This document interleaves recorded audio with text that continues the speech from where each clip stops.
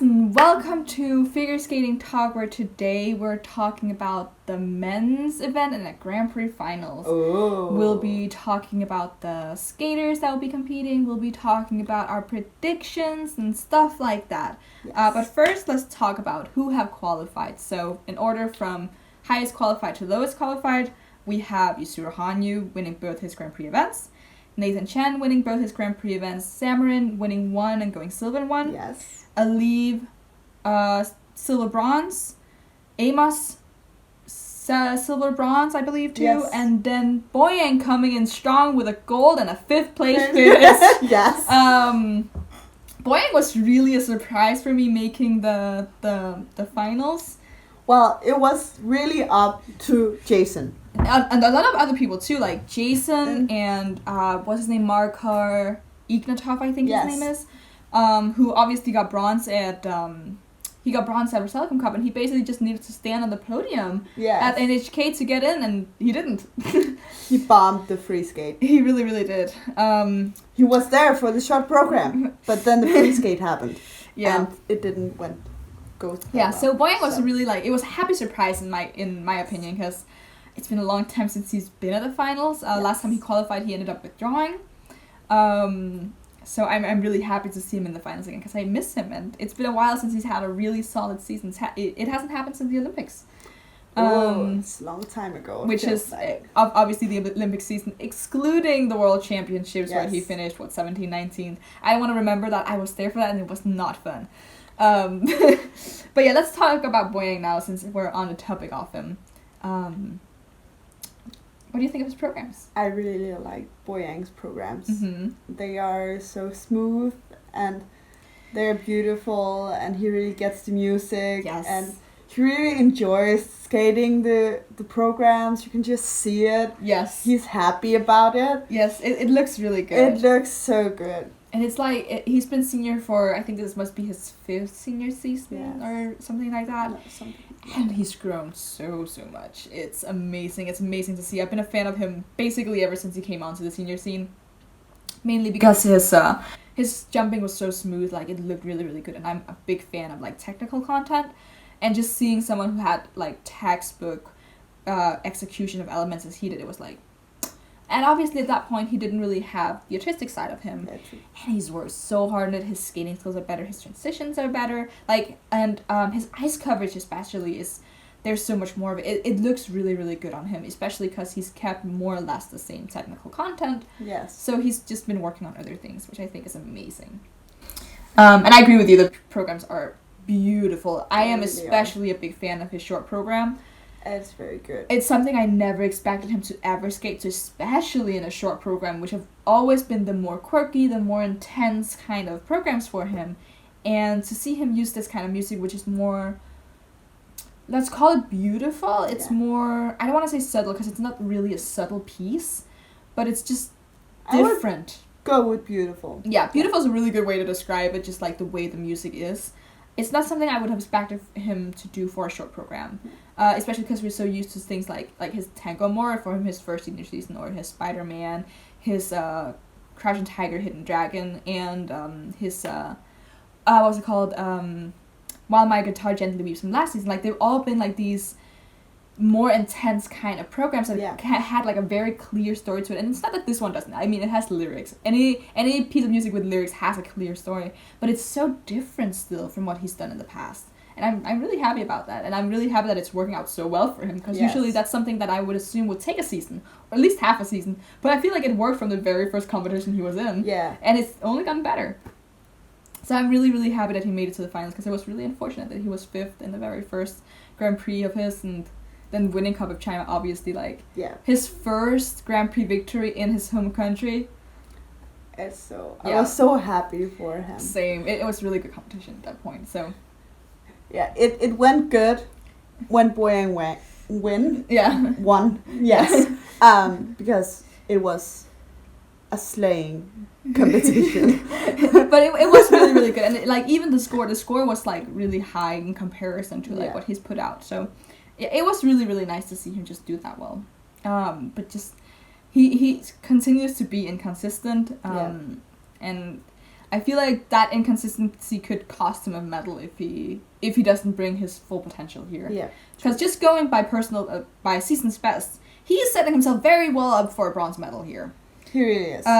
But there aren't that many points separating him and the other 3 who are vying for that bronze medal. Yeah. So, but let's talk about the other 2. We can take the big 2 for the very end. For the end, yeah. So let's move up the ladder. Let's go to Kevin Amos, who is the 5th qualifier. What do you think of Kevin? I think you fell in love with him before I did, so... I fell in love with Kevin. Very early last season. Very early last season. I think from Autumn Classics. Yes, Autumn Classics, and I was there. Like that. Yes. I really like Kevin. He has so much energy on the ice, and he really puts all his soul to his programs. He really does. Every freaking time. It's like his soul is there, it's on the ice. He performs with his whole body, with his soul, with everything he got every time. And the way he can move to that music, okay? He can move to that music. He can really move to the music. It's so beautiful. And at the same time, you get the story each time, even though Kevin usually don't skate to music with the lyrics. Yeah, but he's like... He's so good. Yeah. Telling the story of the music and telling that story that he wants from the music and guiding you through that story. Yeah. It's like he's taking your hand and guiding you through a story. And it's so good, and he has so much pep in him. Even though his free skate is a bit slower than the short program, there's so much energy in it. Yeah, but energy can be translated in different ways, and he's really good at translating it into different things for different programs. We saw it last 2, like, I feel like last season especially, his programs were so different because it was a very quiet free skate and a very, like, fast-paced short program. Yes. I feel like he's toned it a little bit down in the short program this season, and it's toned a little bit up in the free skate this season. But it's still, like, the difference of energy is, like, there, but it's not a bad thing because he just translates the energy differently. True. And the face when he's got his first Grand Prix medal, the bronze. In France. He did deserve more. He did deserve the silver. It's controversial opinions. Yes, controversial opinions. I think he deserved the silver. He was so happy. He was just crying. Yeah. That he was like, oh my god, I won a bronze medal? What the fuck? In his mind, it was so cute. But it really shows because, as you said, he really puts his whole soul into it, and the fact that he was so happy when he finished. Yeah.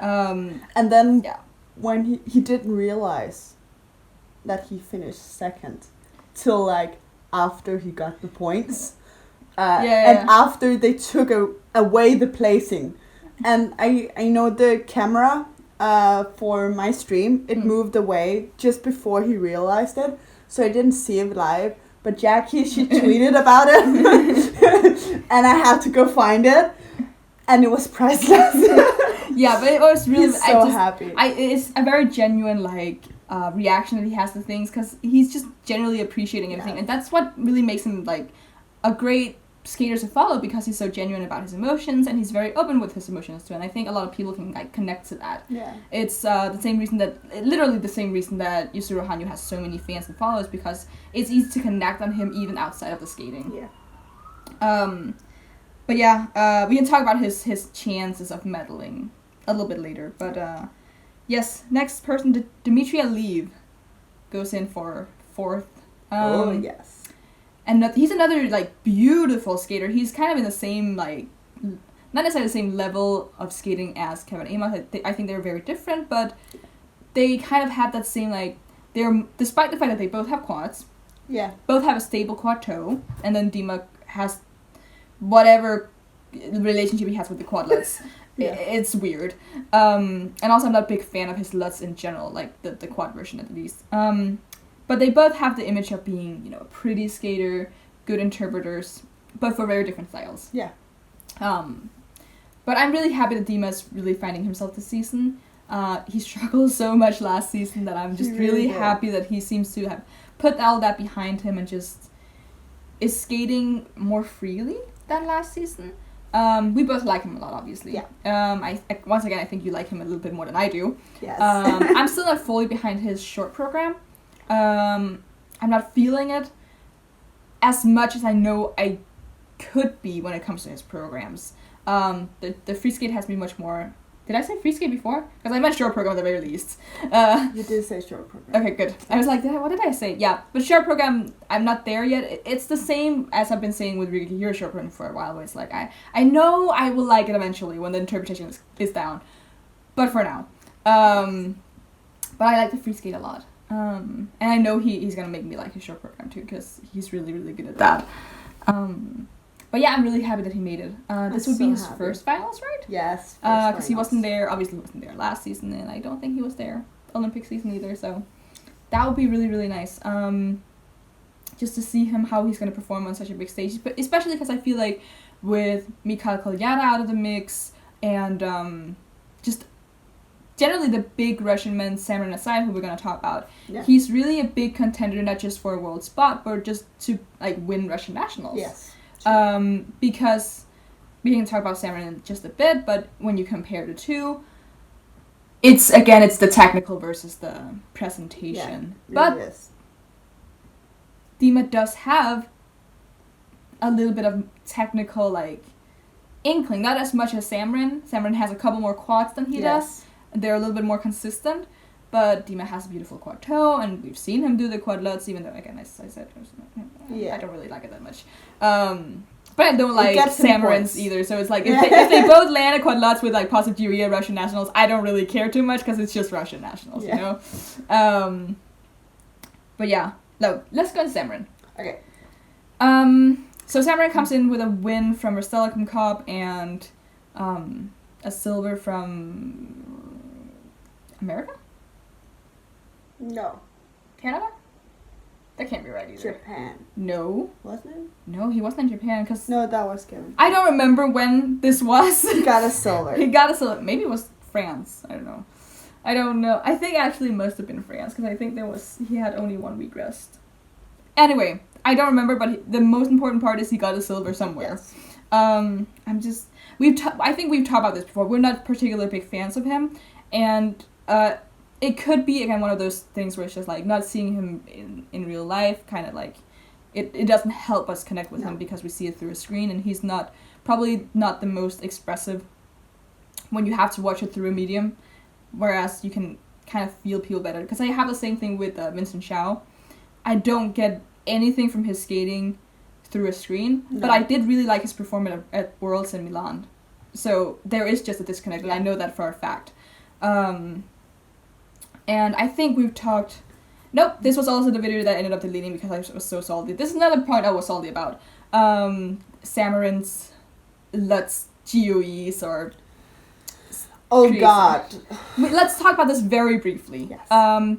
Mainly because we are in a competition where we have 2, potentially 3 other guys, if Dima does decide to do the quad lutz, who have quad lutzes. Yes. And both Nathan and Boying does quad lutz triple toe. Yes. And I think both of their quad lutz triple toes are much better than Samarin's, just from entry and transition. Not necessarily, because I don't think and height is where height and length, ice coverage. Yes. But mainly the main thing for me that sets Nathan and Boying's apart, well, Boying's is really, really high, but the main thing for me is the axis. Samarin's axis, oftentimes when he does the lutz, because it is taking off the outside edge, so you tend to be a little bit tilted forward.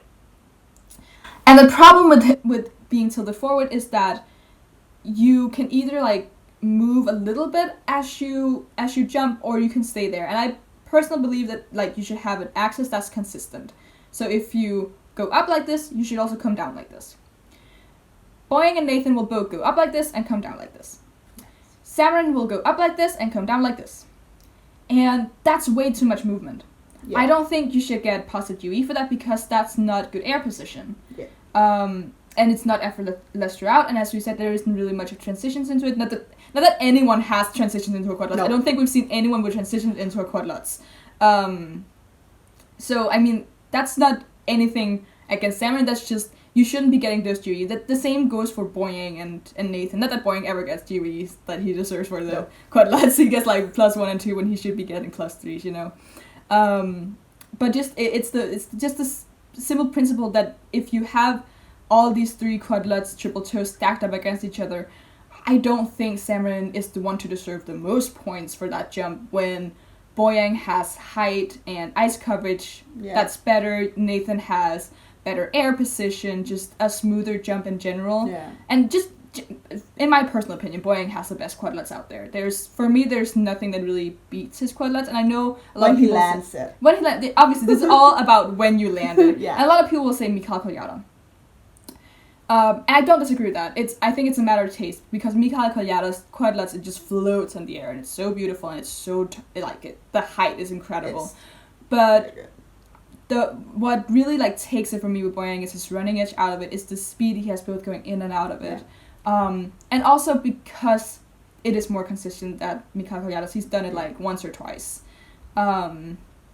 unfortunately. So Boyang for me has like the golden standard of a quad lutz, and the fact that his isn't rewarded as much as Cameron's really kind of irks me. Yeah. Because it's more beautiful to me, which is what the GOE should reflect. Like, the reason we have GOE for good air position, effortless throughout, good height and distance and stuff like that is because we want it to look more aesthetically pleasing. The judges are looking for jumps that look good, and that's what they want to reward. Yeah. And the 6 bullet points are just like how to reward them. And I don't think they're applied that well. Not that they ever are, but I just think this is a really extreme example where when you have examples of such good quad lutzes, especially someone like Nathan, who is like known for his good quad technique, and you then don't reward him as much as you reward Cameron for whatever reason.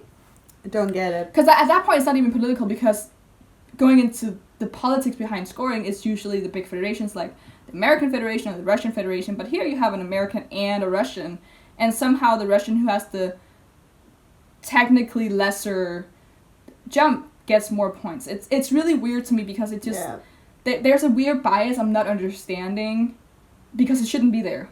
Even when going into corrupt judging. It's just weird. It's weird. I don't get it. But as we talked about with the ladies, I'm really interested in seeing how their points stack up against each other. If Cameron goes out there and lands quad lutz triple toe in his short program and gets +5 across the board, so what are they going to do for Nathan? Like, let's say he gets a little bit less than +5. Like, what kind of outrage will there be? Yeah. If they both, like, land that jump cleanly, you know? Yeah. But Cameron, enough about that one element. We can talk about his programs a little bit. Yeah. I think they're boring. They are. I don't think they're as bad as last season. No. Actually, last season, You liked the music last season. I loved the music of his short program last season. I have it on my weekly playlist. Yeah. But I think that's why I like them less, because he is not a skater I believe should be skating to lyrics.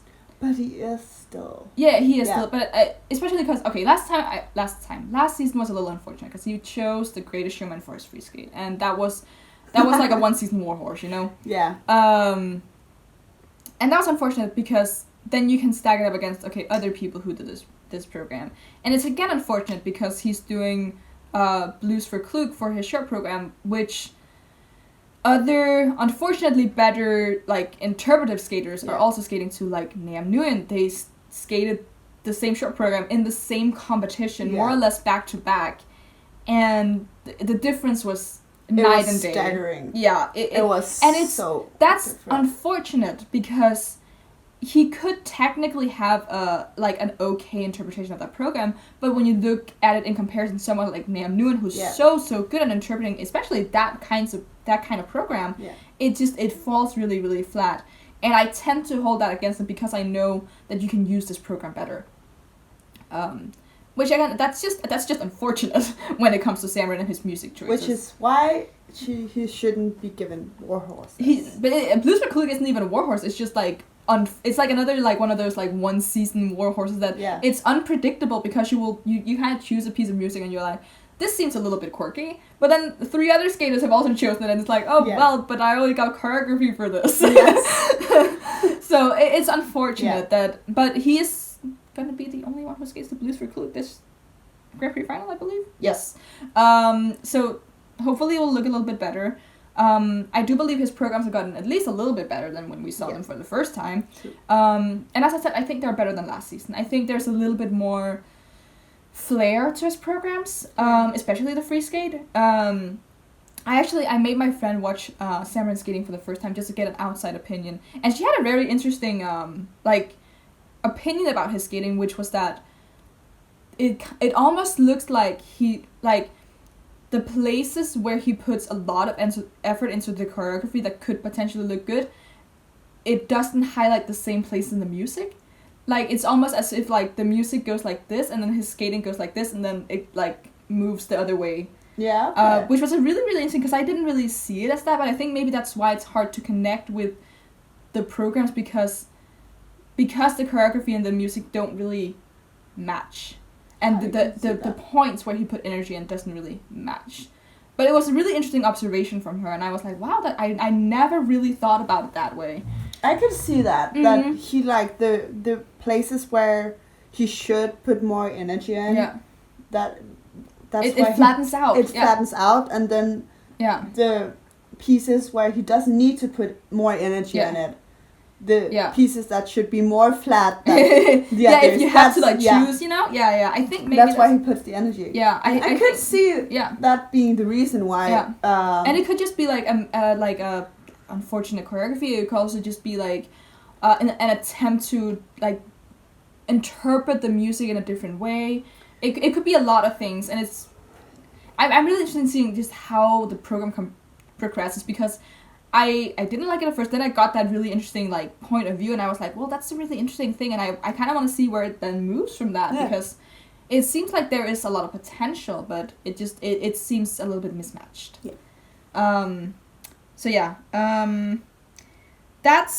That was the 4 we can easily just say are competing for bronze. The 4 competing for bronze. Then we have Nathan Chen and Yuzuru Hanyu. I don't think we need to go too much into their programs. No. At this point, like, everyone has formed opinions because they are the 2, alpha skaters, if we can call it like that. And obviously Yuzuru is recycling his programs, although I will say his origin this season looks way better. I always thought, because I've seen him get a lot of flack for reusing programs, and if you have to, like, criticize, at least criticize Odinel, because that was more or less complete last season. But I feel Origin to me last season always felt incomplete. Always felt like there was more he wanted to add and couldn't because of injury, or because before his injury he just didn't feel ready. Because he needs, like, at least half a season to warm up to a program. Seimei, I think, was the only real, like, exception. It was the only program that looked ready from, like, competition 2. Or not 2, 3 would have been. But, like, NHK Trophy, the competition. I feel like that was the only program where he warmed up to it really quickly. So I'm really happy that he's recycling, at the very least, Origin. And I like Otonel as well. It's probably one of my favorite programs of his. Me too. But yeah, we both like it.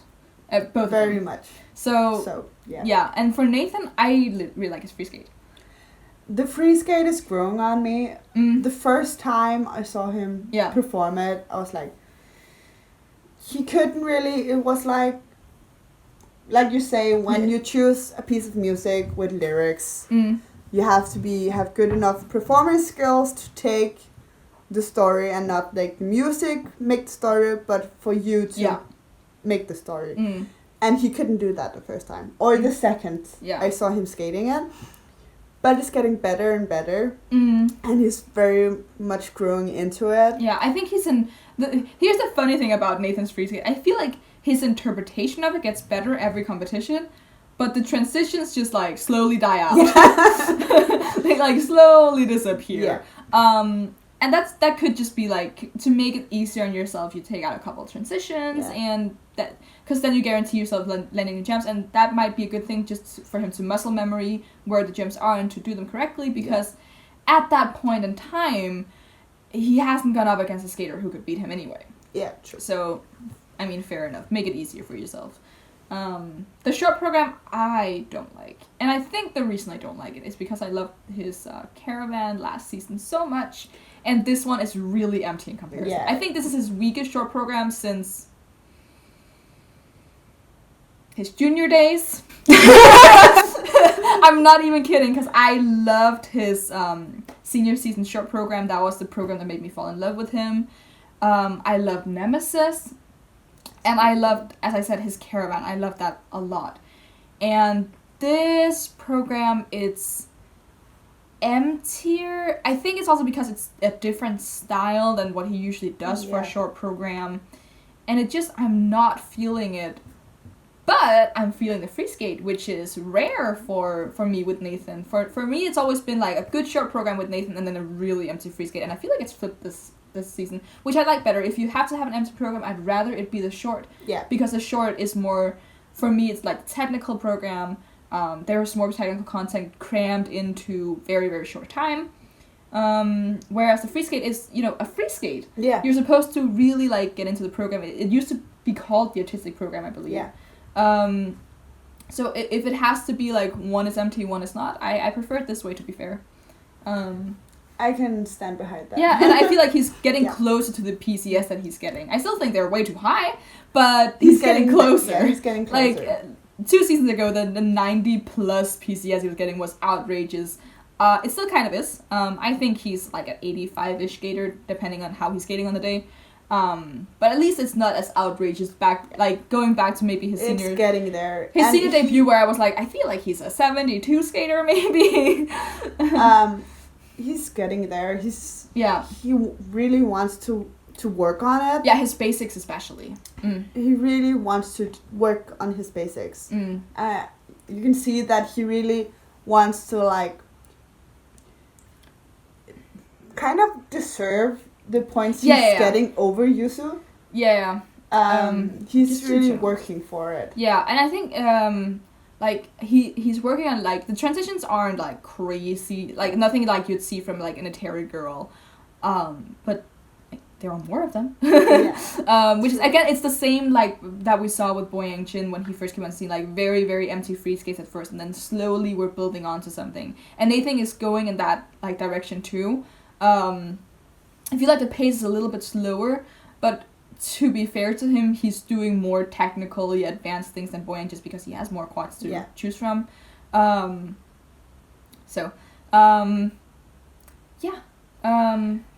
then I think they were all 6.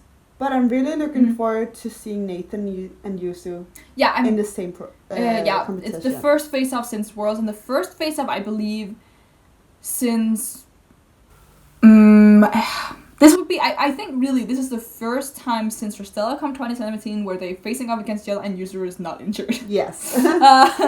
It's been a while. Yeah. And I really think that Yuzu really got the PCS he deserved, and he really got high points and so close to the world records, and he really wants to beat Nathan's world records. Yeah, but I think it's another... okay, keep going. But I really want to see the difference in presentation scores that they get from the same judges. I agree with that. Because it's very easy, and you can, in very good conscience, just like kind of give Nathan really, really high PCS when he's in a competition without someone like Yushu or even Shoma. Because regardless of what points you give him, there's no competition. Like, he's gonna easily win the competition by like 30 plus points, you know? Yes. Whereas when you put him up against like high PCS getters like Yuzu, Shoma, let's just stick to those people for now. Just because like they have the PCS reputation, right? It's more difficult to, in good conscience, give him really high PCS because you can very easily see that there's a difference. And I don't think there's too much of a difference, like when it comes to transitions between him and Shoma, for example. Or sometimes even skating skills, like when Shoma is having a day off, he tends to do a lot more two-footed skating and his edges aren't as steep as they usually are. But in terms of just musical interpretation, like Shoma has that in spades. He probably has the best musical interpretation in the entire men's field. And I am including people like Jason Brown, Yusuru Hanyu, and Kevin Amos in this. Shoma's interpretation is mind-blowing to me. I agree. So it's really gonna be interesting, as you said, just to see how they stack up against each other, because there is a marginal difference between Yusuru and Nathan when it comes to PCS. Like, Yusuru, like, skating skills wise, deeper edges, skates faster, covers more ice, way more one-footed skating, way more difficult turns, twistles, like, everything is there. Whereas Nathan, there's unfortunately still a lot of setup to his jumps, which automatically means there's going to be less skating skills involved. Yeah. So that is going to be super interesting to see how they stack up. And obviously we've seen it a couple times before, but usually it's been when either one of them is a little bit off their game. Like Olympics, obviously Nathan, no matter like the boost they were trying to get him, it wasn't gonna work. And Worlds for Yusu, like, even though I think the margins should have been bigger between them, I don't hold it against him too much to hold his PCS down, because I wasn't feeling neither of his programs as well as I had in the first half, because especially because there was so much pressure for him skating at home. Like, we saw that NHK too, like, he feels so much pressure when he skates at home because he wants to show the very best performance. Really and it takes a little hit on him when it comes to performance and interpretation. So yeah, I'm really interested in seeing, because this is going to be in Italy. There's going to be no such pressure. Yusu is uninjured, and Nathan is going to want to bring absolutely everything he can. Yeah. Because when you just look at season's best, obviously Yusu already has a 20-point lead. Yeah. True. So yeah. It's going to be really interesting because they both need to bring their very best, and we know that Yusu has said too that he knows that what Nathan has put forward so far in the season is not anywhere near his best. Yeah. And we know that too. Like, we know he actually has better interpretation than what he's shown so far, and he still needs to get comfortable with his programs, and he hasn't put out his full technical arsenal yet. True. So, that being said, let's talk medal position. Since I started with the ladies, you can go first for the men. Okay, so I have Yusu in first. I think he can really do it. Also because it's in Italy, so he won't have the pressure. And he just really, really wants to beat that world record that Nathan set at Worlds. Yeah. He wants it back. Yeah. He wants it in his grasp, and he can take it. He can do it. I feel like he already should have, but that's he should have. That's another discussion. But I feel like it's more epic if it happens in the finals, if it is meant to be like that. But yeah, sure. But I don't think if Nathan really brings everything he got, he won't be that far behind. No, he won't. So I will put Nathan in second. Yeah. And then there's bronze. Third position. That's the difficult one. That's the difficult one, and I really don't know. But for this, it's more of a hope. But I think either Boyang or Dimitri. Yeah. That's my bronze. 50-50. That's pretty good. I really feel like each of the 4 candidates left, they have a equal chance. I'm also gonna go use Nathan for the first second. Yeah. And this is based not on facts. This is based on superstition. And the fact that ever since Grand Prix Final 2016, whenever Yusu and Nathan have been in the same competition, they have literally taken turns winning. Yeah. So let me just put this down. First competition, we start from Grand Prix Final 2016, Yusu won. The next competition they were in, 4 Continents 2017, Nathan won. The next one, Worlds, the same year, Yusu won. The next one was then with Telecom Cobb in the next season, same year, 2017, Nathan won. Then, because of Yusu's injury, the next competition they were both in was the Olympics. Obviously, Yusu won. And then the next competition they were in together was this World Championships, where Nathan won. So, by that logic, it's Yusu's turn to win. And that's because here's the thing. There's even going by like data and stuff like that, Yusu has set himself up for a victory because he has been more consistent than Nathan. He's been putting out programs. Especially the short program has been fire. Yes. It's like twice he got 109. That's ridiculous. Whereas Nathan's best for the short program has been 102, right? Yes, this season. So, and even his personal best is only 107. Yeah. So even then, like, Yusu skating a clean short program automatically gives him the win in the short program. So it's all just a matter of holding Nathan off in the free skate. But yeah, just going by superstition and a little bit of logic, I'm putting Yusu in first and Nathan in second. World Championships will be a completely different beast, though. It depends on a lot of things, but we can talk about that when we get to it. Yes. But yeah, for that. Now for bronze, I was thinking about this for quite a while, and I really, really don't, like, it really, I could flip a coin that would be more accurate, probably. Yeah. I think if there's one person with the least amount of a chance, I think that would be Kevin.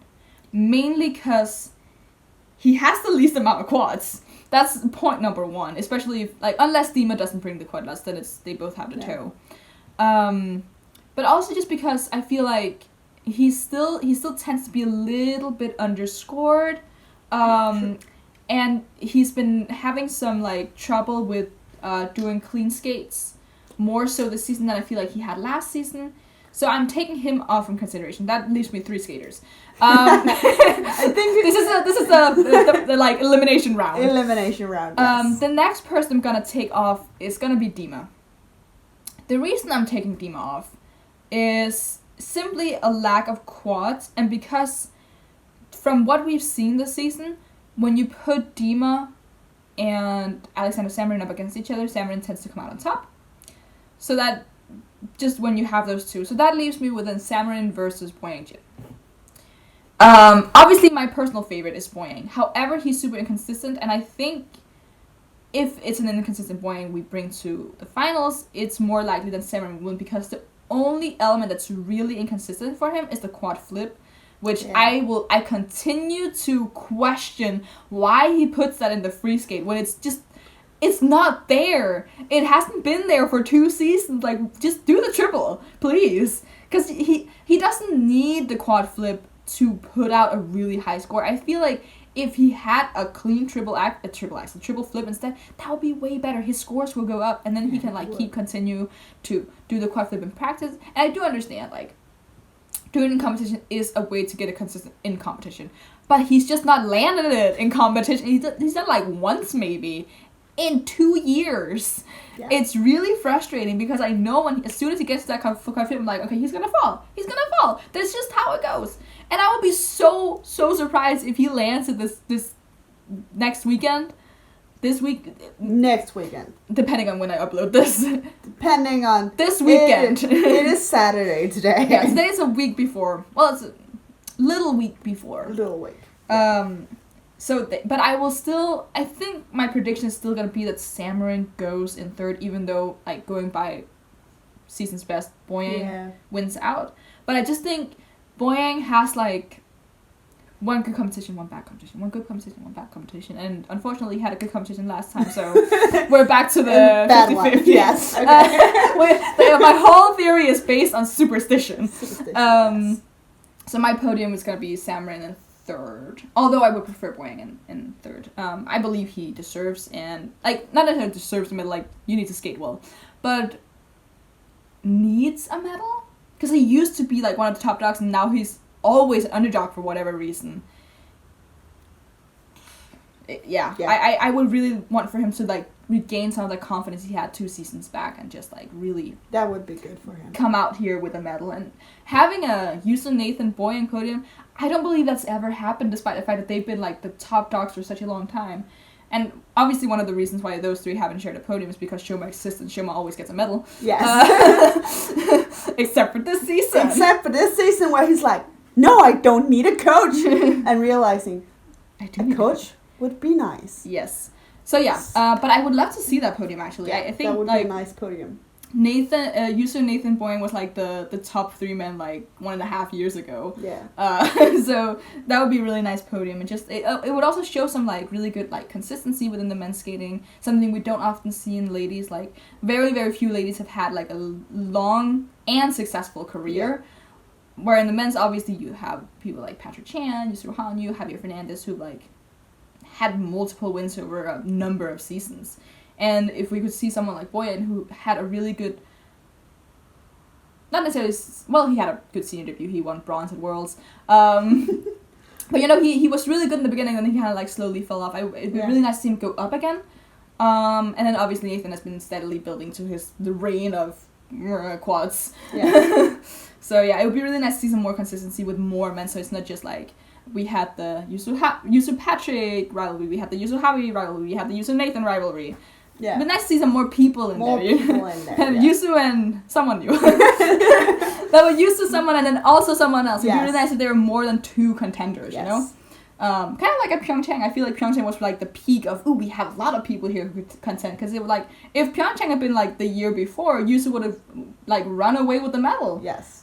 Even if it had been 2 years before. He would have sweeped it. Yeah, but like, yeah.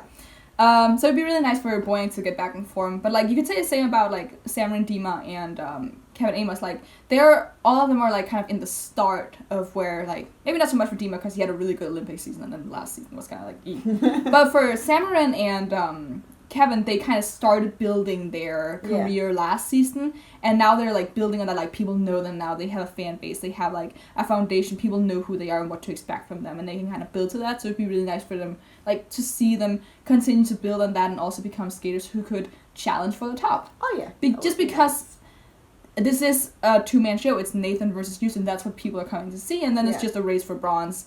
And while that's really cool and all, it would just be so interesting to see a third person be able to like mix in there. And for a long time, give them a challenge. Yeah, for a long time that was Shoma, but enough about Shoma. But enough about Shoma, because we don't have Shoma, we don't have a Javi, we don't have a consistent Boyang, we don't have Patrick. Like, so yes, so it'd be really nice to see someone step up, and also because Kolyala isn't in this season too. Yeah. So I think that's it for this preview of Grand Prix Final for Men. You can leave a like if you like anything we had to say. Leave in the comments below what you think of our predictions, what you think of the finals, like any of your thoughts and the men who have qualified. And you can subscribe if you want to see more. And until next time, where I will be reviewing the Grand Prix Final and looking forward to Russian and Japanese nationals. Yes. Bye. Bye-bye.